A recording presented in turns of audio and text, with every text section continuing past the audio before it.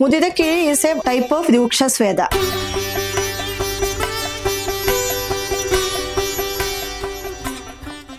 ನಮಸ್ತೆ, ನಾನು doctor Asha Manu, Ayurveda physician and director of Ayurmatham Ayurveda health village Mysuru. ಇವತ್ತು ನಾವು ಆಯುರ್ಮಠಂ ಅಲ್ಲಿ ಮಾಡೋ ಒಂದು ಪ್ರೊಸೀಜರ್ ಮುದಿದ ಕಿಳಿ ಬಗ್ಗೆ ಮಾತಾಡಕ್ ಹೋಗ್ತಾ ಇದೀವಿ. ಮುದಿದ ಕಿಳಿ ಅಂದ್ರೆ ಒಂದು ಮಲಯಾಳಂ ವರ್ಡ್. ಮುದಿದ ಮೀನ್ಸ್ ಹೋಸ್ ಗ್ರಾಮ್ ಅಂದ್ರೆ ಹುಡ್ಲಿ ಕಾಳು. ಮುದಿದ ಕಿಳಿ ಇಸ್ ಎ ಟೈಪ್ ಆಫ್ ರೂಕ್ಷ ಸ್ವೇದ. ಯೂಶುವಲಿ ರೂಕ್ಷ ಸ್ವೇದ ಮಾಡೋದು ಬಾಡಿಯಲ್ಲಿ ಇದೆ ಇನ್ಫ್ಲಮೇಷನ್ ತೆಗಿಯಕ್ಕೆ. ಇನ್ಫ್ಲಮೇಷನ್ ಅಂದ್ರೆ ಬಾಡಿಯಲ್ಲಿ ಇದೆ ಎಕ್ಸಸ್ ಕಫ ಇಲ್ಲ ಮೇದ, ಇದನ್ನೇ ತೆಗಿಯಕ್ಕೋಸ್ಕರ ನಾವು ಮುದಿದ ಕಿಳಿ ಮಾಡೋದು. ಇನ್ಫ್ಲಮೇಷನ್ ತೆಗ್ದಾಗ ಬಾಡಿಯಲ್ಲಿ ಇದೆ ಸರ್ಕ್ಯುಲೇಷನ್ ಇಂಪ್ರೂವ್ ಆಗುತ್ತೆ, ಬಾಡಿ ತುಂಬಾ ಲೈಟ್ ಆಗಿ ಫೀಲ್ ಆಗುತ್ತೆ. ಮುದಿದ ಕಿಳಿ ಯೂಶುವಲಿ ಎಲ್ಲಾ ಆಯುರ್ವೇದ ಹಾಸ್ಪಿಟಲ್ ಅಲ್ಲಿನೂ ಮಾಡೋದು, ಅದು ಮೆಡಿಸಿನ್ಸ್ ಎಲ್ಲ ಫ್ರೈ ಮಾಡಿ ಪೌಡರ್ ಮಾಡಿ ಅದು ಪೊಟ್ಲಿ ಕೆಟ್ಟಿ ಆ ಪೊಟ್ಲಿ ಡೈರೆಕ್ಟ್ ಆಗಿ ಬಿಸಿ ಮಾಡಿ ಪೇಷಂಟ್ಸ್ ಮೇಲೆ ಶಾಗ ಕೊಡ್ತಾರೆ.